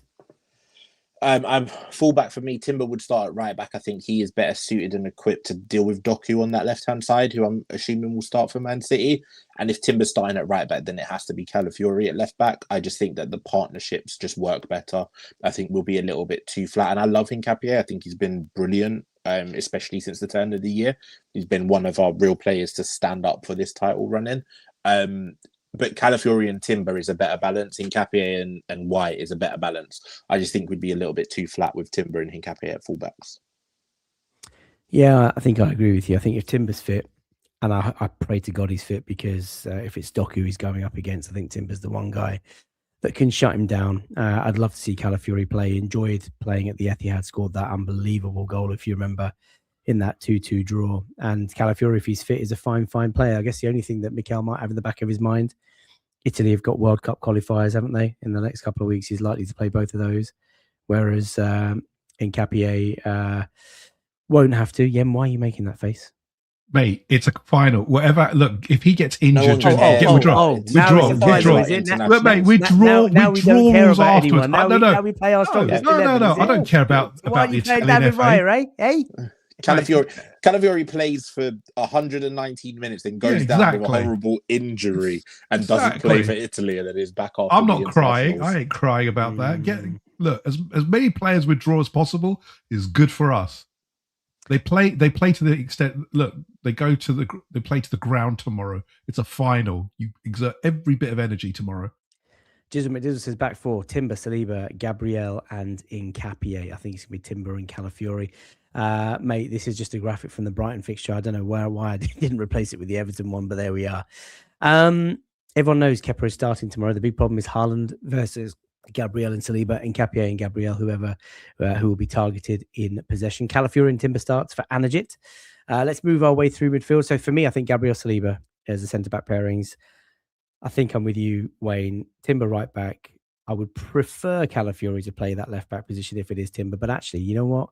Even if it's Hincapié, no problem at all. I think the boy he's very, very capable of keeping whoever it is in front of him out and dazzling in that final third. Lots of chat about Kinski and the reserve goalkeeper coming. Let's hope that it's not too disappointing. Before we get to the front two, and we talk more about Kusanov and Diaz and maybe the sort of City defence who have one or two missing, with Trafford, of course, coming into goal, is the middle three as we see on screen. Ødegaard has been pictured in the training pictures, but of course will face a late fitness test to be included with the squad. Yem, you're shaking your head. No, Eze has to start, but it has to be in a specific format. Zubimendi Rice as a pivot. You allow Eze more space to be in the centre. Don't put him to the left in the Ødegaard kind of role. He's doing so well just behind the striker. That's his position. He's not a ball controller. He's a moments guy. Play him as it gives us a little bit of variation, because when Ødegaard comes on, you know what you're getting. You get smooth passing, a bit of control. But Eze just showed in that Bayer Leverkusen game, he can turn a game which we were, their goalkeeper was having an absolute worldie. But what happened? Boom. Eze turns up, one hit, an amazing goal. And that's what he does. Get him in and around the box and he can create something, because he's always doing that. That's where his strength lies, not in moving the ball quickly around the pitch and getting it into feet, etc. He is good at being in the box, near to it, and having a shot on goal. And it's working well. And if you've got the double pivot of Zubamendi Rice, it just gives that platform for him. You don't need Rice bombing forward. There is no need for it. You've potentially Rodri and maybe O'Reilly. You're going to need Rice and Zubamendi there to, anchor that midfield. Just let Eze roam in that space, give him the tools, and let him go to work. Wayne, everyone in the chat is just saying Zubi Rice as a picks itself. I think Zubi Rice as a pivot, as a pair, Ezra in the number 10. Nothing really to discuss, is there? No, and these are the games that you bought Eze for. These are the games that you bought Zubamendi for. You're going up against Rodri if you're Zubamendi, and you've outshined him at a Spain level before, and you've probably had a better season, and Rodri isn't necessarily what he is. Go and outshine him again. You bought Eze for the moments, and he gave Crystal Palace a magical moment at Wembley against this Manchester City side. Go and do it again for your boyhood club, and you're now playing at a level that I don't think Arsenal fans have seen all season. You don't disrupt that when you're playing sort of in form and in confidence for an attacking player. Indeed. And the weather looks good tomorrow. Springtime Eze. We invest in stocks tomorrow. Let's talk about the forward three. We'll talk about our striker at the very last. But look, Bukayo Saka hasn't been firing on all cylinders. He gave an interview to Paul Merson. If none of you guys have checked that out, it is on YouTube on Sky Sports, talking about admitting he's not been at his brilliant best, but he's looking forward to finishing the season strong. I thought Noni Madueke was going to get a bit more game time, certainly in the last two. Certainly against Everton, Saka managed to get the full 90. And then on the left-hand side, you've got Trossard, who does have that connectivity with Gyökeres and is a bit more intelligent on the ball. And his ball control, his link-up play is better than, I would say, Martinelli. But then if you haven't got Nunez, and if you're playing maybe a centre-back out at right-back, or if it's Rico Lewis, maybe you go for the kill with Martinelli. What are you guys doing on both flanks? Chat, let me know. What are you doing left and right side? Wayne, you go first with this one. I think it's pretty simple. Saka starts, he'll captain the side because I don't think Ødegaard will start. And on the left for me would be Trossard. I think for all of his criticisms, and I think for a lot of the things that we've said about Trossard over the years, this guy has been, since he joined, a big game player. Whether it's the big six sides, the derbies, the important moments, he has shown up against big teams, and this is just another opportunity for him to do it. He done that in the Community Shield and got us into a position which took us to penalties. So yeah, the Saka and Trossard on the right and left, I think, picks itself as well. And I think if you're going Trossard on that left-hand side, there's a nice link up with Calafiori, isn't there?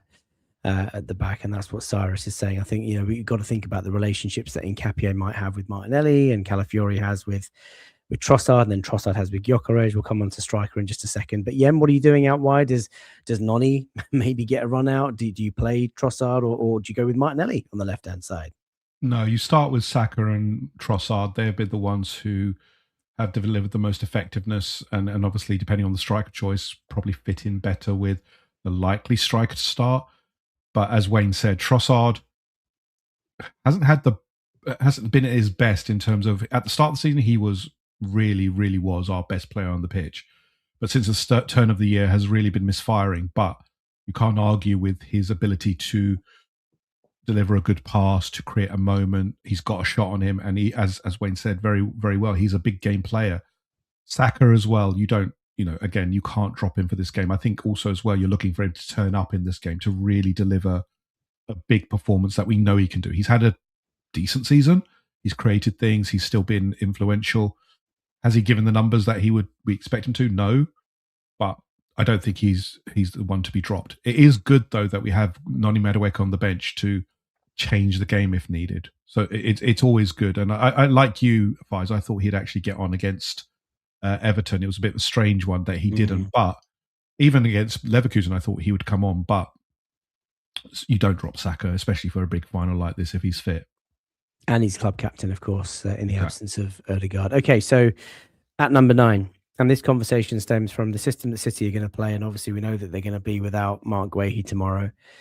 So Kusanov, as mobile and dynamic and very quick as he is, he's not the smartest or the sharpest tool in the box, whereas Diaz is a very sort of clever player, but physically just not there anymore.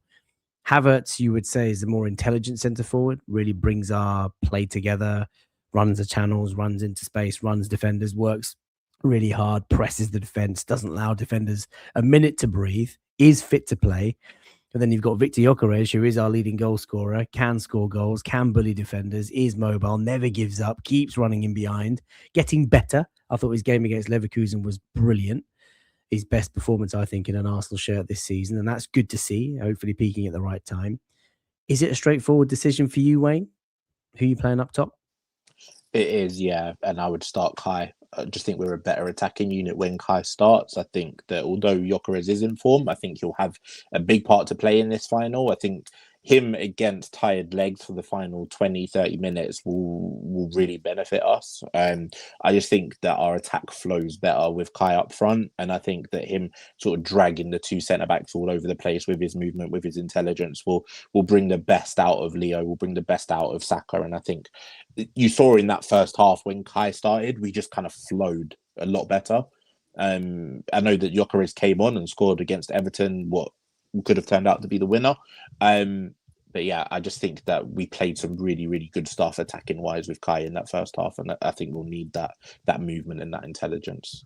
Just in terms of the intelligence and the link up, then would you not play Martinelli on the left if Kai plays? No, I think you kind of just want to drag the Manchester City defenders all over the place. Obviously, Kai will drift left, drift right. Trossard has been linking up quite well with Eze recently. They've been interchanging quite a lot. And the big change that I've noticed from Eze is that he's kind of floating more to that left-hand channel anyway. And that kind of works really well with Trossard. And it also allows the space on that left-hand side for Calafiori to come and do whatever sort of madness he wants to do whenever he's got the ball in the attacking third. Navigator says Gyökeres. I've just put a poll out. So for the hundreds of you watching live on YouTube right now, if you are enjoying the content, watching for the first time, please do subscribe. And if you are enjoying and you're a regular, please like the video. It's a massive help to the channel. We're well on our way to 30,000 subs. Yembele, Gyökeres for me, says Navigator. You buying that? It's very tight. It's very tight. But I'm like Wayne. I think Kai will start to pull that Man City defense a little bit. And then Gyökeres comes on with time, in the second half to punch the hole if there is one to be punched. I think he's been very good at doing that. Everton were looking very solid for a while, and then obviously we changed the attack, and it was going up against tired legs. It changed it completely because it was a moment of switch off for Pickford and for those defenders. It allowed Gyökeres to steal in and get that goal, which we desperately needed. I think he does really well in that kind of game state where it's a little bit more tired. City won't have all the defenders they can bring on. John Stones is not that fit.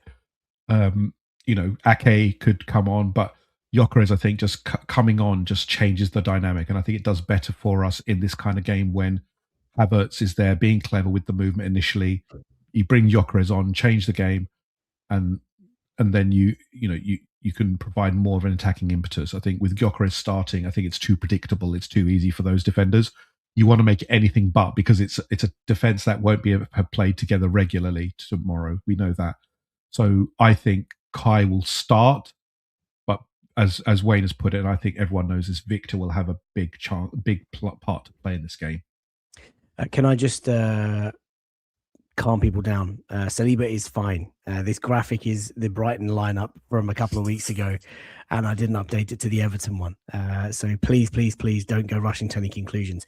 71% of our viewers think that Havertz should play up top tomorrow over Victor Gyökeres. So that is the lineup. So yeah, look, for me, I think Saka has to play on the right.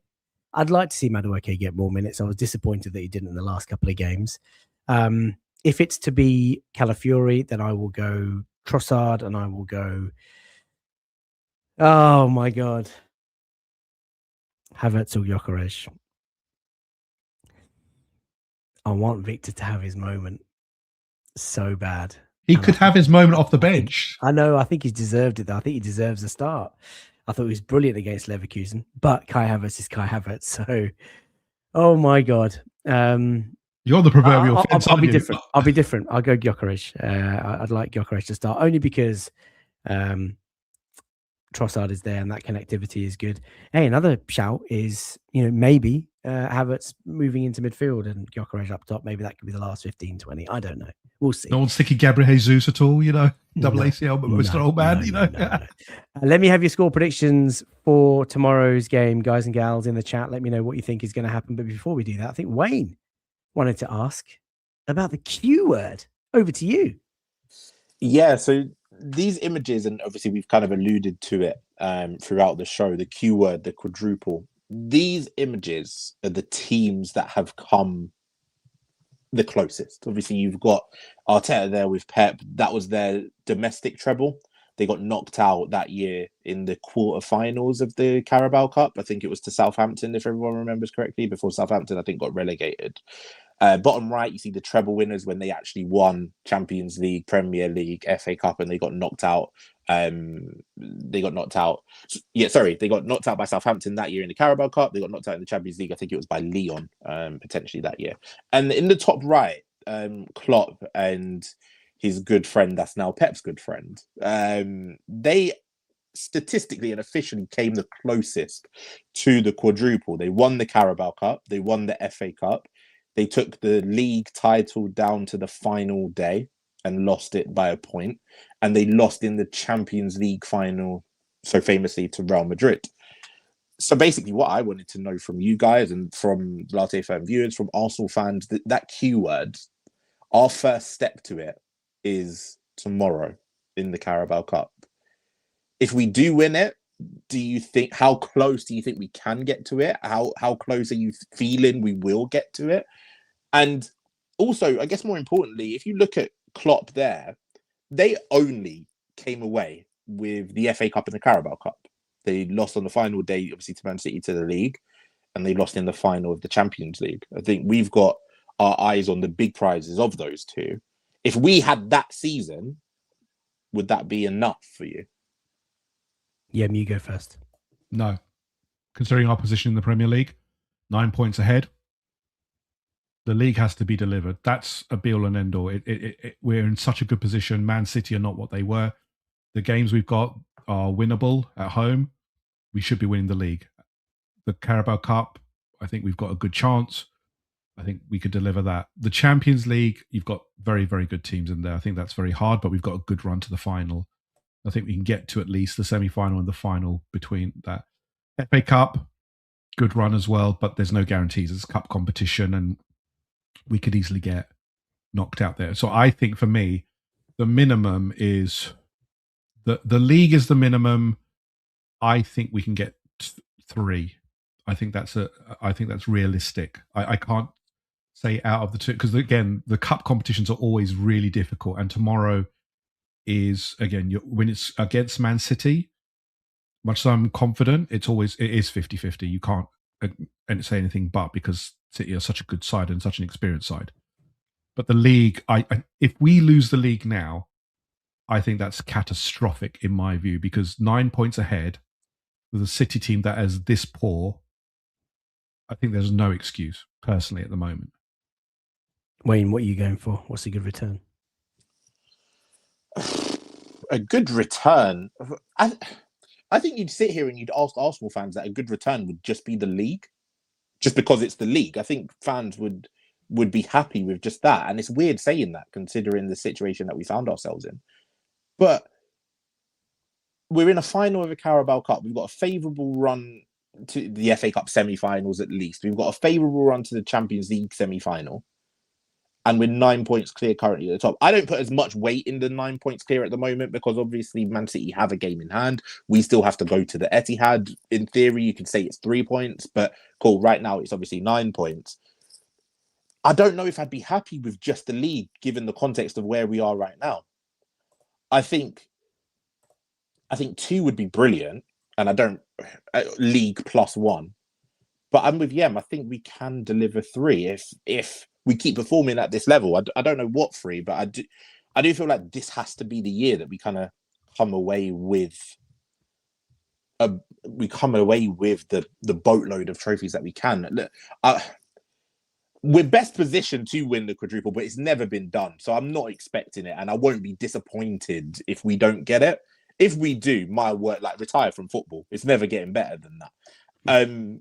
But yeah, I think the league, everyone is happy. I think given where we are now, I'd love us to win the Carabao, the FA Cup, and the league if possible. Can I ask a question? And this is just slightly off tangent, but slightly relevant. Has this international break come at the wrong time? Because again, you're on that run, it's into the final stages, and this international break just throws up all the question marks because of injuries, etc., which we don't need. And I would have loved it if Arsenal had played the coyness and what we can do and just withdraw as many players as we can, because it makes no sense. The England squad, for example, is just an experiment. There's no point in playing these players. We need them for the run-in, and it's just come at the wrong time again. I disagree. I think it's come at the perfect time. I think if you lose the Carabao Cup final, you've got 2 weeks to get over it. If you win the Carabao Cup, you've got 2 weeks to bask in it. And I think we as Arsenal fans, and just as our club in general, I think we've put so much stress on the league, and that's been on our shoulders for the past, it feels like 6 months.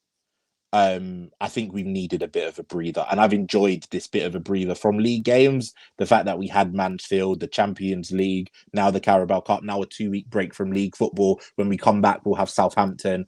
I think we've needed that. I think we've needed that break from the league a little bit, especially now considering we've got that buffer. I hate international breaks, and not because it's a time for defeats to kind of manifest in our minds or a chance for players to reset if we are to win the trophy tomorrow.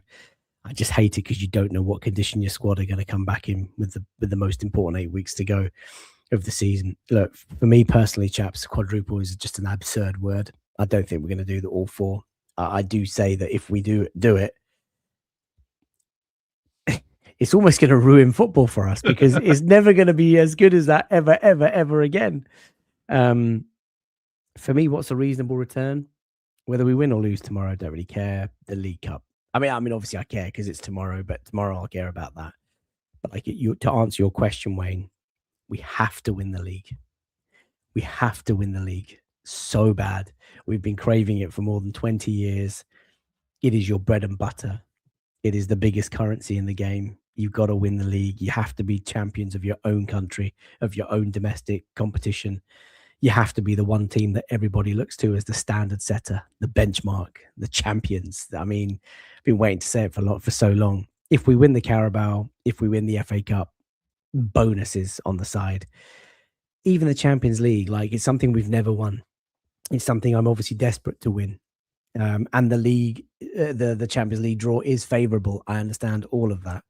But it is a cup competition. Not the best team always wins, and things are so unpredictable. The one thing you can guarantee about the domestic league competition is that the cream always rises to the top. The best team always deserves to win it, irrespective of 1-1-5ers or how much Chelsea have cheated or whatever substances certain teams in the Mersey area have used or whatever. Don't care. You finish top of your league, you are undoubtedly, unequivocally the best team in the country, and that for me is the one. That's what I want to win. Obviously, I want to win all four. But no, you don't. You don't want to win league the title. The league title. The league title. When do we realistically dream that a quadruple is possible? Like when you right now, today. When you right have two now, in today. hand. When you have two in hand. I think you have to nab tomorrow, and you have to get past the City Etihad game, and then at that point you're thinking, okay, we've got 2 out of 4. Yeah, when Mate, if we win this league, I might not even realize what's to come in for the rest of the season. I'll still be. Oh my god! Let's just confirm what. Look, fans. Let's just confirm. Let's just confirm. Let's just confirm a few things. Faza, you've not booked your holiday for May, have you? No, there is no family holidays to cancel. Check. And wait, what about June? Because of the Champions League final. Champions League final is the first. I'll be watching that from home. We got to wrap up. We've been going for 1 hour and 50 minutes. It's too much. Too much. Listen, first of all, thank you so much for everybody making the time on a Saturday night. It's been a really popular show. Still just shy of 500 of you watching live on YouTube right now. Please do drop a like on the video. Subscribe to the channel. If you're listening on audio platforms, my apologies for the adverts. It goes a long way to the running cost of the channel. But if you like ad-free content, head over to Patreon, head over to YouTube channel membership, and for the price of a coffee a month, you can get all of that. In terms of predictions, then I've asked the chat, and before I come to both of you chaps in terms of where a game might be won or lost here, let's just go through some of the scores. Good News says 2-0 to the Arsenal. Logical Nonsense says 3-1 to the Gunners. Jeff says 3-1 to City. Danny says 2-0. Havertz and Eza to score. 2-1 from Nunfish, presumably to Arsenal. El Perdedor saying 1-0 to the Arsenal. 1-1 and then Arsenal to win on penalties, says Alex. No extra time tomorrow, remember. Can go straight to penalties. Are you sure? Is there extra time in the League Cup final? No, there isn't. Really? There's no extra time in the League Cup. In the final? Yeah, Wayne, could you Google that? Christophe Michel, 2-0 to the Arsenal. Sam says 3-1. Gyökeres win, I could do with that. Flipdoc says 2-0. Vlad says 2-1. Anthony says 2-0. Score early and score late. 2-1 says Jonathan. Mohammed says 3-1. Okay, people are confident. 3-0 from Hassa. Welcome to the show. Good to see you. 4-0 says Cyrus. Ezra Brace, Gabriel. Of course, there's extra time in the final. What are you talking about? No. Yem just confirmed that it's been scrapped. Oh, except the final. No, except the final. Yem, you had two jobs tonight. One to apologize for everyone being late. I asked both of you. Honestly, you're walking a tightrope. Metro's in the background, ready to join, mate, to replace you. Right, so what's your thoughts, Yembele? Where's the game going to be won and lost? And give us a scoreline for tomorrow. I think it's going to be tight as usual between City and Arsenal. Always has been, apart from obviously when we beat them 5-0. Mm-hmm. I think it's going to be 2-1, but I think as well it's about the individual battles. The reason they got that goal through Haaland was a mistake by Gabriel. Don't get heated. It's easy for us to get emotional. Gabriel is highly emotional. Keep it calm. We are the better team. Just get I still think they've got so many weapons that they'll get a goal, and it'll probably be through Semenyo, to be honest. I think he's been on fire since he joined them. But I think we've still got enough to win this. I think set pieces, they've got a real issue. I'm going to get Gabriel on my score sheet because I think he hasn't scored for a while. I think he's due a goal. He's due one of his set piece goals. And then I think I'm going to go Victor Gyökeres to come on and get a winner in the 80 to 90 minutes. Wembele, tell me. Abdul says 1-0 to the Arsenal. Whole Milk says 3-1. AFC Boston says 2-1 in regular time. That's what I'm going. I'm going for the 1-0. In classic fashion, classic Arsenal fashion, we'll have the She-War singing away in the stands. We'll all be enjoying a bit of the sunshine, and it will be 1-0 to the Arsenal. Set piece. A set piece. I do think we're going to extra time, though. Oh, no. 1-0 in extra time. Yeah, I think it'll be 1-0 in extra time. Oh. Jesus Christ. I've got work for next day. I can't take that. Extra time will be at like 6:30 in the evening. What are you? Hey, mate, I got to get home. Mate. Jesus. Give your ticket to someone that cares about the Carabao Yem, then. No, mate, I care. I've always cared. Stay up beyond 7 p.m. Look, I've cared about the Carabao Cup since day one. Listen. Saka says, Saka is gone. Says, imagine we absolutely batter them from minute 1 to the final. If Wayne is right, I might need an ambulance, but he'll take it, says Louis.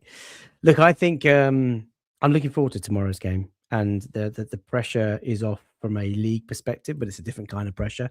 A chance for Arsenal to go and finally just lay one on the old enemy or the new enemy from these days. And you know, guys, it's been such a long time since we've been to Wembley, and it's been such a long time, certainly since we've won this cup, and to go for it for the third time in our history. I think it's a moment that kind of defines this squad and this project and the gaffer. We've got such a rich history of cup competitions and success and heritage, and I think we have to go there. And like Wayne, you said earlier, it's not just the end or a one-off final. I think it's a spark of what's to come. I think this could be the catalyst of hopefully a strong season. And I think a victory tomorrow would send a really strong message to everyone in football that Arsenal have been rising again, and we are coming, and we are ready to take our place back at the top of English football.